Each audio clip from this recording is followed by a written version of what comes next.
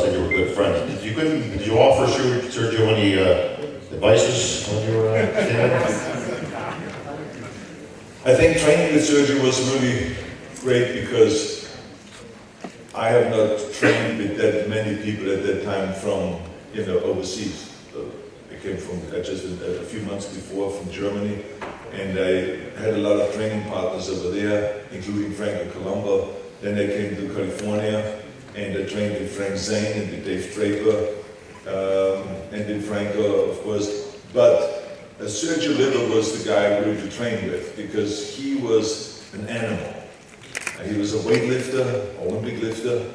He was the Pan American champion in weightlifting, and he was also very, very strong in powerlifting.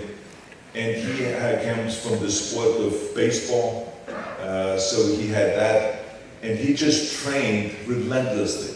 I mean, just to think about that every single time he would go into the gym, he would do 10 sets, supersets, of chin-ups, white grip chin-ups, and with 10 sets of bench press. That would just be a warm-up every day, imagine.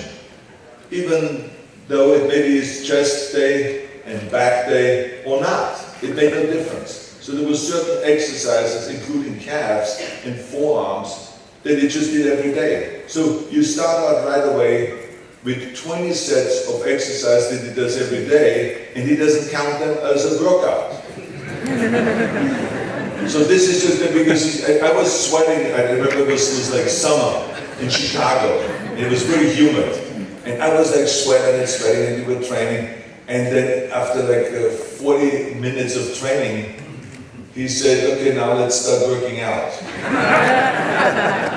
So it just, it elevates immediately, the way you think about working out, so that was his way of working out. And I included some of those ideas because he, as much as I believe in overtraining, he did not kind of do 15 sets of body part. He did like 30 sets of body part. And sometimes when you add those sets, these warm-up sets, so to speak, it could be 40 sets of body part. So think about that. And he was, being in the gym for 3 hours straight didn't mean anything to him. I mean, it was like, he would then go back a second time and work out. So Sergio was great to train because you really get inspired. And you feel like that when you look back at your own workout, you say, I think I can go beyond of what I'm doing, even though I'm already working out 4 hours a day. And the same was when I worked out with Reg Park. When I worked at the Reg Park, I was like 19 years old, and I just came second in the Mr. Universe contest in London, and set myself up to become the youngest Mr. Universe ever with the age of 20, which I won with the age of 20. I became Mr. Universe in 1967. But just before I won the Mr. Universe, I went to South Africa to train with Reg Park.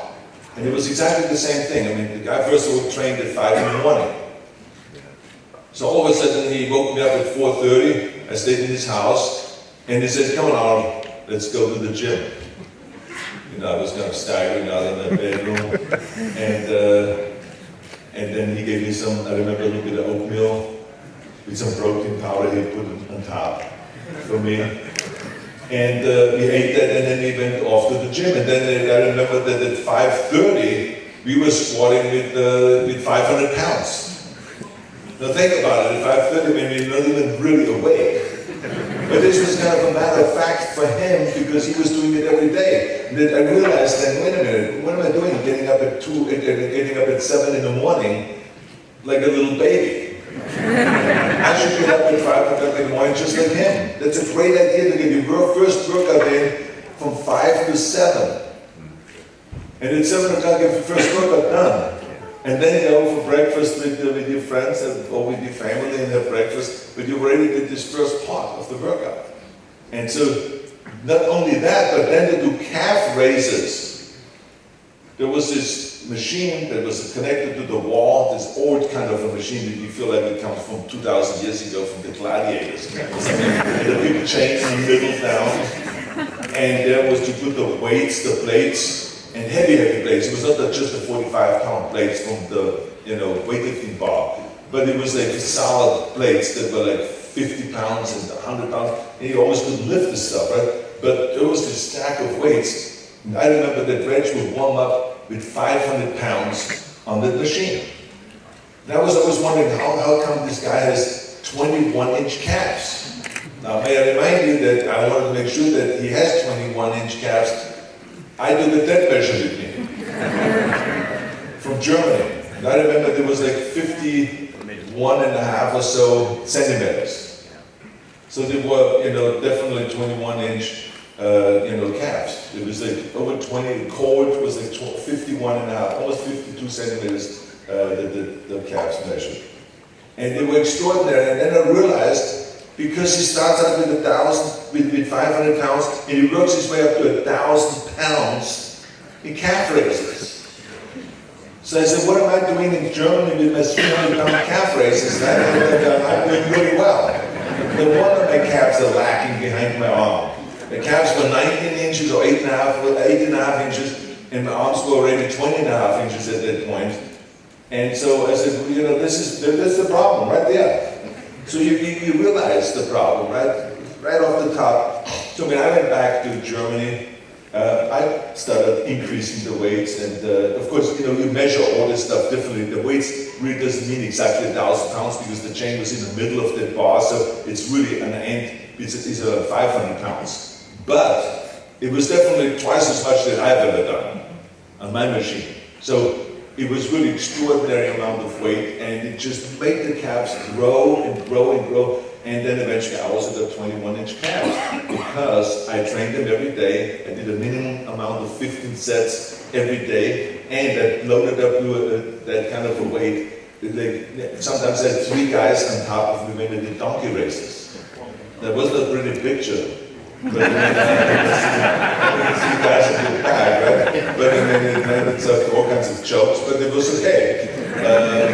We had a great time doing these calf races, and their calves grew. Because donkey races, without any doubt, is the best calf exercise there is, because you can't cheat much. So that's the great advantage. So training with Sergio was really a great and very important moment for me that I included then in my training program. Well, speaking of training, Governor, it looks like you've been hitting the gym pretty good. He looks great, doesn't he, folks? Oh, yeah.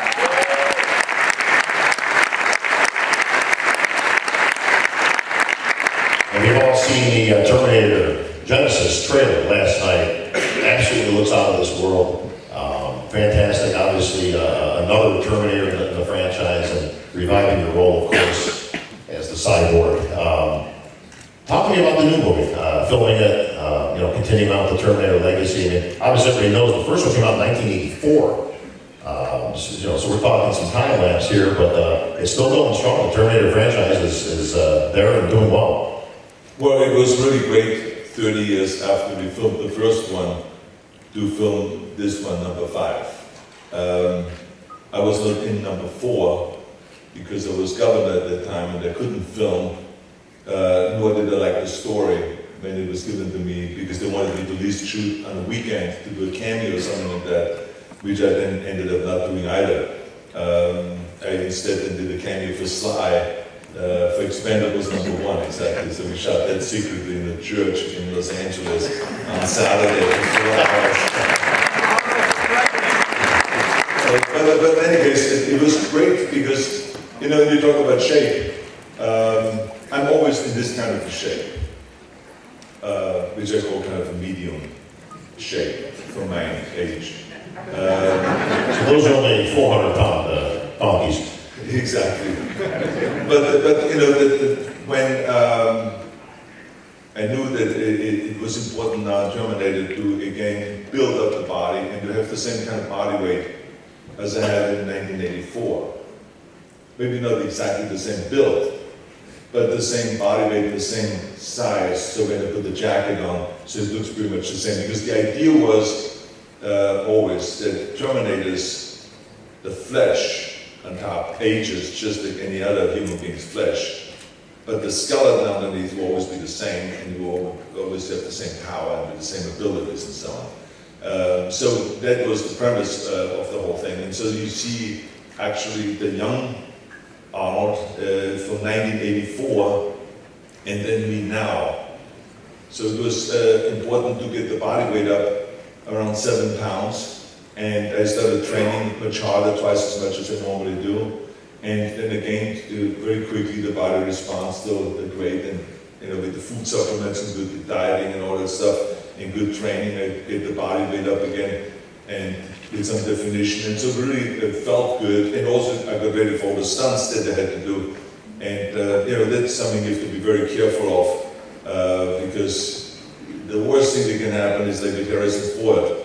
When you started Star Wars, and then within the first 2 weeks, a door all of a sudden crashes on his ankle and he breaks his ankle and stuff like that. So those things happen all the time. So you don't want to have this happen during a stunt. And injuries just happen very quickly when you do these crazy things. And so, so I got myself in shape, and I felt great.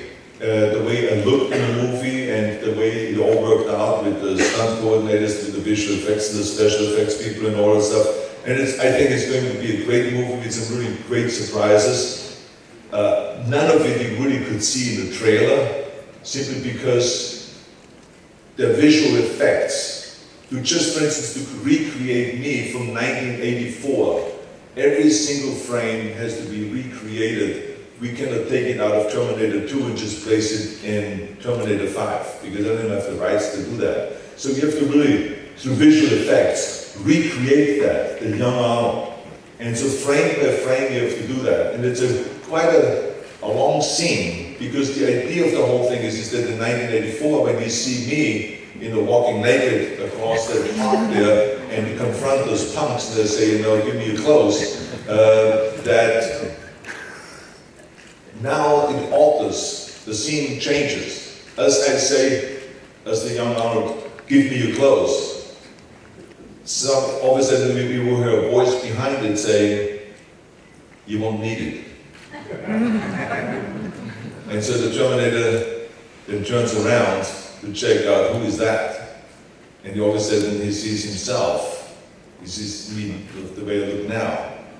And I'm there with the shotgun, and it just blasts away on him.